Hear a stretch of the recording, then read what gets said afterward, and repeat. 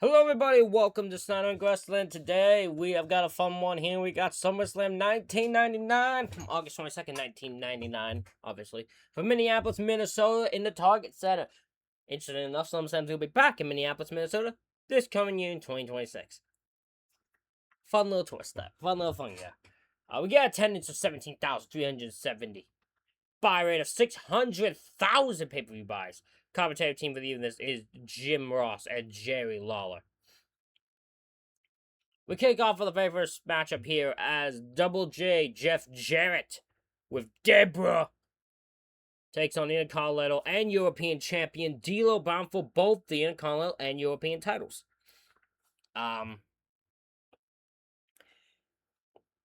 Jarrett at the start, before the match even, D'Lo comes out, kicks Deborah from ringside, just tells her to leave. She's too revealing, and the crowd are popping. Get out of here. D'Lo brings Deborah out with him, which he'll learn to regret that choice. Jarrett jumps Brown, but Brown gets back in with a belly suplex. Lawler is classic Lawler on commentary, which is unbearable. Every time Deborah even lightly appears on screen, he reacts like he's about to an orgasm, and I'm getting sick of it. I fucking hate Lawler on commentary, I'm gonna be honest, the more I hear him. We get a sky high by Brown, but Jarrett kicks out. Jarrett catches Brown with a side slam, and baseball slides Brown into the barricade and gains control. Brown drops Jarrett onto the top turnbuckle. We get the running powerbomb by Brown and a tilt towards slam. Both are not enough to keep Jarrett down. We get a comeback by Brown. Deborah then gets on the apron to distract the ref. While it's happening, Mark Henry comes out and takes the guitar from Jarrett. With all the ref's distraction, Mark then betrays D'Lo Brown and hits him with the guitar, all because D'Lo Brown had the audacity, the gall, to try to get Mark Henry in shape, and that was just something Mark Henry could not afford. He wants to eat a bunch and have weight, and how dare D'Lo say otherwise? So he hits him with guitar, pins, and wins both titles. Match-wise, though, I give it 6 out of 10. A very fun match. Two great workers filing it out. You get the Mark Henry betrayal, and everyone is just, it's all bar the Master Ruse, which, don't know how I feel about that, but at the end of the day, it does the job it needs to do. Jarrett on the Raw after would give Mark Henry the European title, which he would lose to D'Lo at the next pay-per-view. And then Mark Henry would go all the way until 2008? Am I right with that? I think 2008 before he'd win another singles championship or another championship, because I don't think he wins tag titles either. Like, he'd go that long with a drought of holding championships. That's crazy. That is crazy.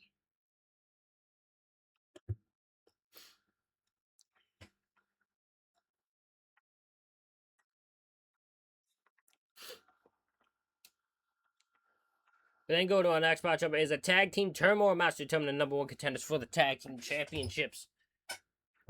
And your very first teams in this turmoil are the Hardys, who are heels at this point with Gangrel in the New Brood, versus Edge and Christian, who have just turned baby faces. Edge and Christian in control at the start. Gangrel cheap shots Christian. Let the Hardys take over. Matt rolls up Christian, but he kicks out. Springboard moonsault by Jeff, but Christian kicks out of that. Jeff hits the swanton on Christian, but Edge breaks it up. Double reverse DDT on both the Hardys by Christian. We get a hot tag to Edge. They are all on the outside. Christian dives onto Gangrel. Christian hits a top rope elbow drop to pin and eliminate the Hardys. And then immediately in comes the next team of Mideon and Viscera from the former Ministry of Darkness. I don't think that's still a group yet at this point. Viscera hits a Samoan drop to Christian. Mideon goes for a move from the middle rope, but Edge moves. Viscera accidentally splashes Mideon in the corner. Edge spears Mideon to pin and eliminate them. So 2 down. We then go to the next team of draws and Prince Albert, I should say. We get a neck break with Albert to Edge, but Christian breaks up the pin. Ed hits the downward spiral to Albert to eliminate them, so just like that, they're gone. Then we get the Accolades, Bradshaw and Farouk. We get a big boot by Bradshaw to Edge. Missile dropkick by Edge to Bradshaw. Bradshaw hits a powerbomb to Edge, but Christian breaks up the pin. Spinning heel kick by Edge to Farouk. Spinebuster by Farouk. Edge gets back into the DDT and gets the hot tag to Christian. Christian hits a tornado DDT, but Bradshaw kicks out. Bradshaw then out of nowhere hits the clothesline from hell to Christian to pin and eliminate them. So now it's down to the final team of the Acolytes and the Harley Cousins. Hardcore sends Bradshaw into the post. Farouk hits the dominant on Crash. But Hardcore stops any type of pin. The Hollies then at some point because they keep dragging each other in, just start fighting each other. And then Farouk hits a spinebuster Hardcore to pin and win. The Acolytes are the #1 contenders for the tag team titles. I give the match 5 out of 10. While fun, I feel like turmoil matches are hard to do on pay-per-view because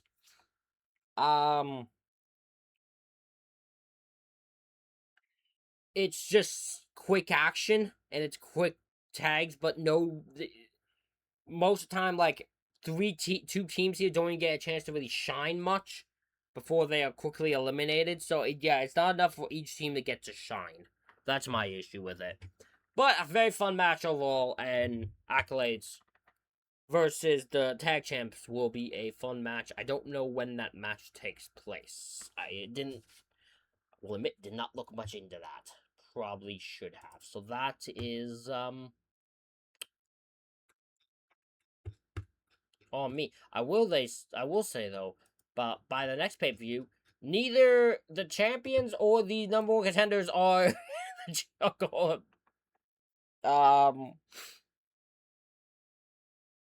tag champs. So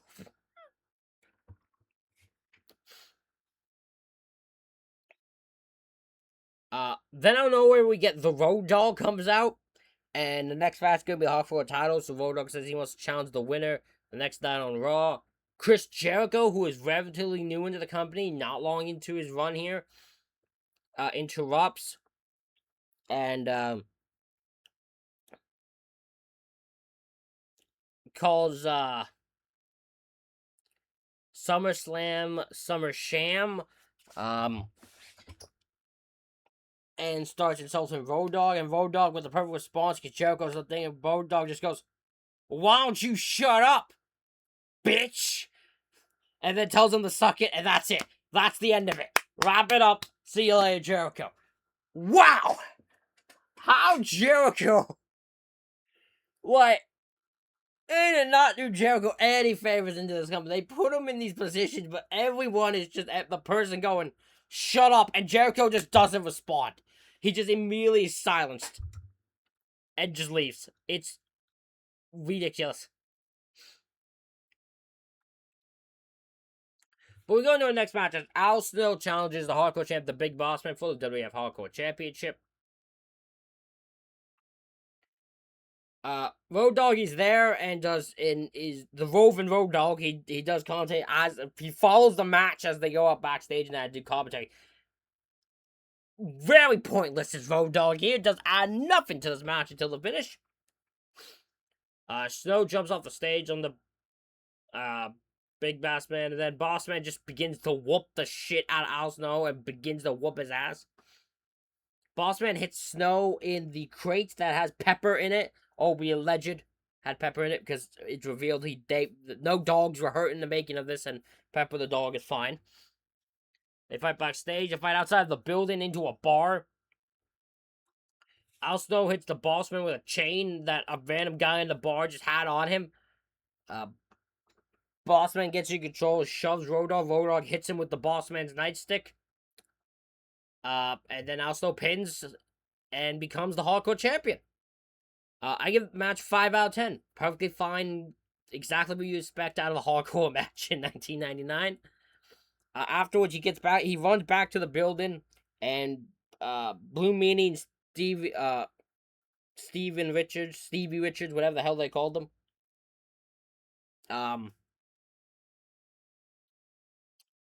Have Pepper and Al Snow then beat the shit out of both Stevie Richards and Blue Meanies to save his dog.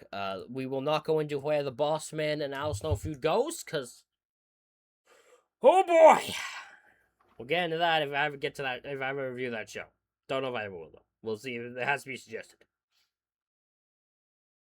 Next match is Toy versus the WWF Women's Champion Ivory for the Women's Championship. This match is a bunch of nothing, and this match sucks. Ivory goes, Ram screams out, "Who wants to get the big swing?" and hits the big swing. We get an alley-oop by Toy onto Ivory, and then Ivory. So they do a sunset flip. Ivory lands on her and pins her, and looks like almost telling, like, holds the shoulder, like, it's like, no, you are not kicking out. This match is fucking over. And just, Ivory wins and retains the title. Match sucks, 2 out of 10. That match, dog shit. Actual dog shit. I feel like I'm even being generous giving it that rating. I don't know what they would. And what makes this thing is Toy's an actual, like, if I'm not mistaken, yeah, like, Toy competed in, like, Japan and all that. So how she ends up so dog shit is fascinating to me.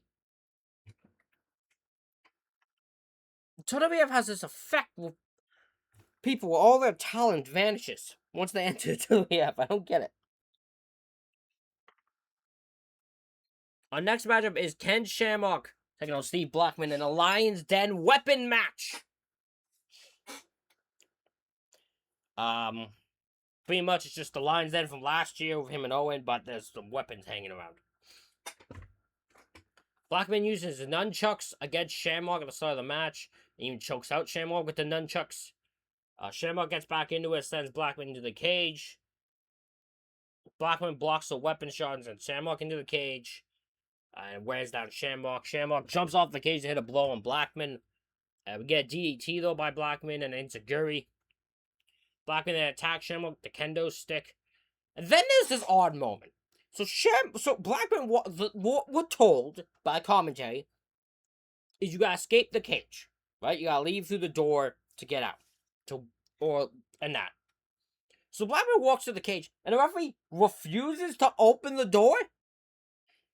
And the commentator tries to make it like, no, Blackman's just saying he doesn't want the door open. And I'm like, no, I don't think that's what he's doing.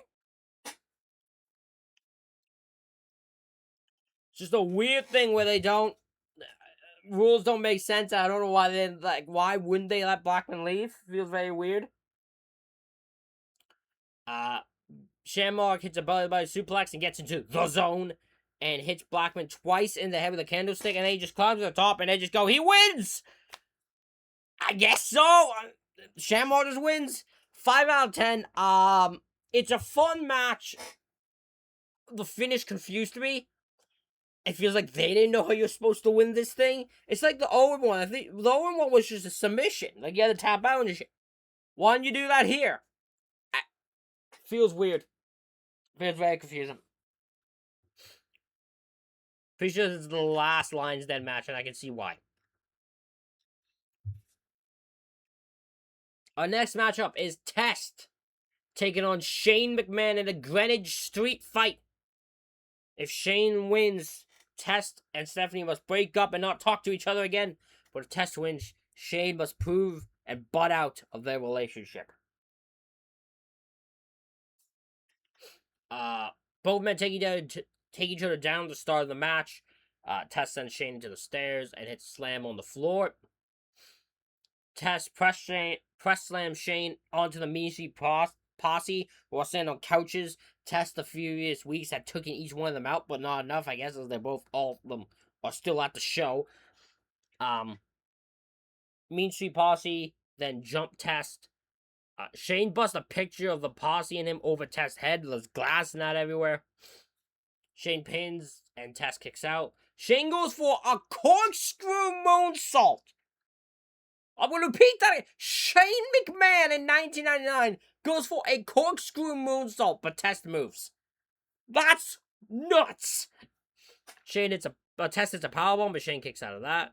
Posse jump test again. Shane then hits elbow, then elbow drops test through this off the top rope through the Spanish announce table. They bring him into the ring and Shane pins, but Test kicks out.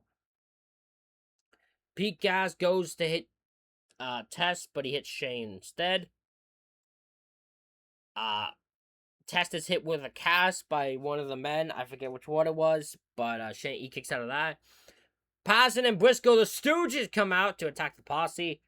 Test hits a pump and a slam and an elbow off the top to win.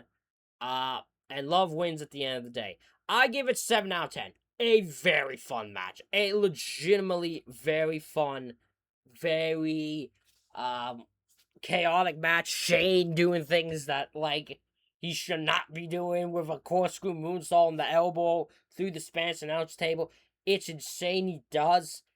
The stuff he can do. Brilliant, brilliant stuff.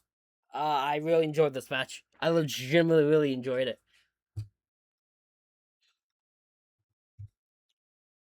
Our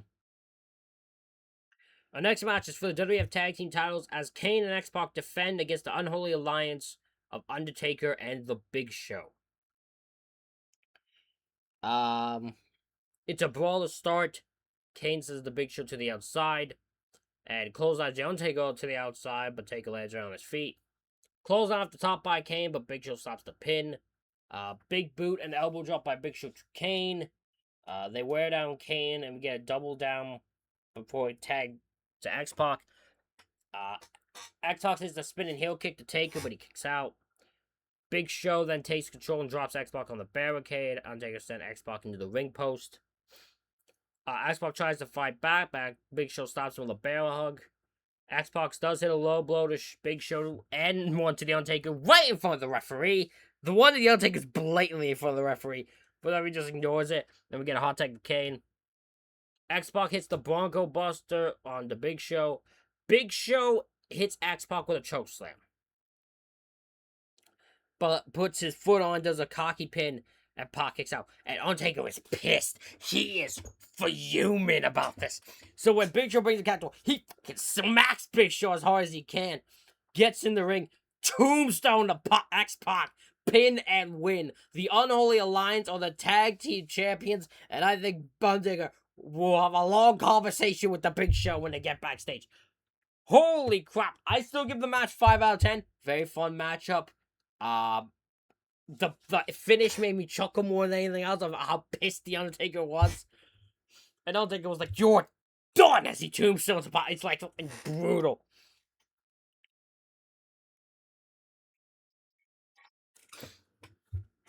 Yeah, new tag team champs.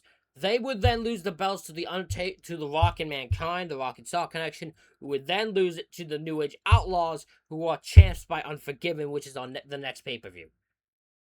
Tag title seems ridiculous at this point.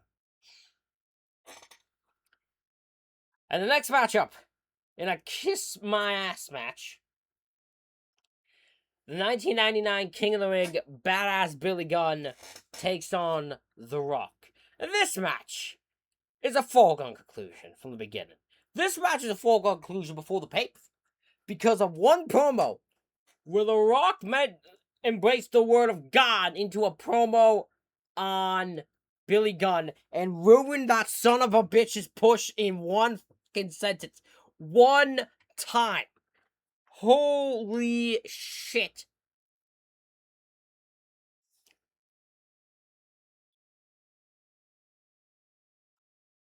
Poor Billy.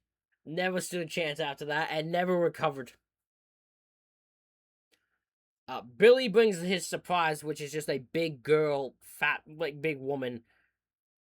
And JR and Lawler spend the entire time just making fun of her, which is messed up. Billy jumps the Rock right at the start. Rock gets control very quickly. They fight up the ramp, like all the way up to where the stage is. Rock just lets it go. Billy sends the Rock to the steps and hits the Rock with a ring bell. He gains control, hits a neck breaker and a bulldog, but Rock kicks out. Rock hits a DDT and get a comeback. Billy's able to hit the famous out of nowhere, though. And he tells the woman to get in to show her ass. But Rock ends up sending Billy into it. Then it's Rock bottom, People's Elbow. 1, 2, 3. The Rock wins. Was there any doubt? 5 out of 10. Perfectly fine match. Both of them are perfectly fine workers. This match, you knew from the moment it's just them coming out who was winning this thing. So, yeah. No surprise there. We then get into the main event as Mankind, Triple H, and the current World Wrestling Federation champion, Stone Cold Steve Austin, fight for the championship with Jesse Ventura as the guest referee.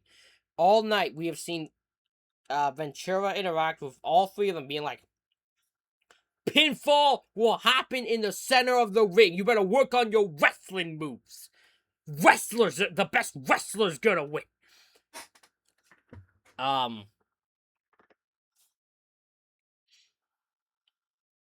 So Austin and Triple H go right after each other.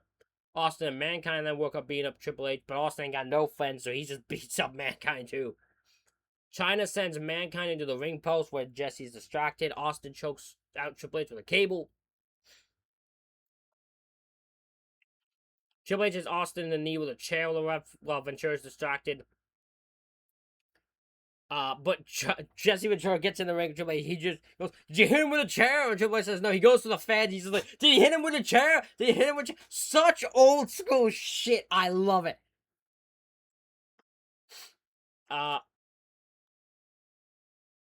Mankind gets the mandible clawing, but China trips him and sends him into the ring post. Jesse Ventura's fuming, ejects China from ringside. Triple H goes back after Austin's knee. Mankind, Triple H then double team Austin. We get the cactus clothesline by Mankind and Triple H. Austin, Triple H, and Mankind find the crowd. We get a low blow by Austin. Austin hits a stun on Mankind, but Triple H breaks it up. And Triple H then hits Austin with a chair and hits Mankind with a chair. And Ventura was like, "What is this bullshit?" So when Triple H pins him, he refuses to count. He ain't winning like that. You're winning by wrestling. By your wrestling moves. Shane McMahon then comes out. Austin stuns him. Ventura throws Shane out and goes, "This is for you, old man, you bastard!" And the best part is while Ventura's leaning on the ropes, Austin's knee brace gets caught in the ropes, so Austin's stuck. And he can't get out, so until the point he has to scream at Triple H, he's like, help me! And now Triple H has to go bring him back over and try to keep a straight face. Oh, it's incredible. We get a double down. Austin hits Triple H, stun him, but Mankind stops the pin. Triple H then hits the pedigree on Austin, Mankind just with one blow. Picks up Austin, double arm DDT to pin, and he becomes the World Wrestling Federation champion.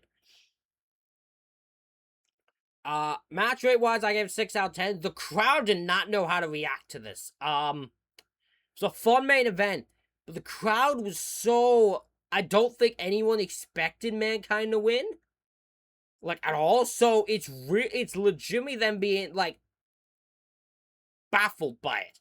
They are legitimately baffled by Mankind win. After that, him and Ventura leave, and Triple H just starts beating the hell out of Austin's knee with a chair. This is pretty much the beginning of Austin being invited off, because he's like, "I don't forgive it." And then there's Survivor Series, and by Survivor Series, he's hit by the car and written off completely. But yeah, Triple H would then win the belt the next night on Raw against Mankind. Why you didn't just give Triple H the belt here, I don't know. Apparently Austin refused to put him over, but like, could have still pinned Mankind, like. But alright, show rating wise, I give it 7 out of 10. It is a very fun show. It does the job it needs to do. I enjoyed it. And yeah, the next two years that we're doing are gonna be fun. It's 2001. And then after that, we're going back to WrestleManias by the looks of it. As you guys, there's a poll on the page to decide what we do after we get to SummerSlam 1. And right now, Manias are in control. Ladies and gentlemen, let me know what you thought of SummerSlam 99 in the comments. Hit the like button, hit the subscribe button. Thank you all for watching, and I'll see you all for the next one.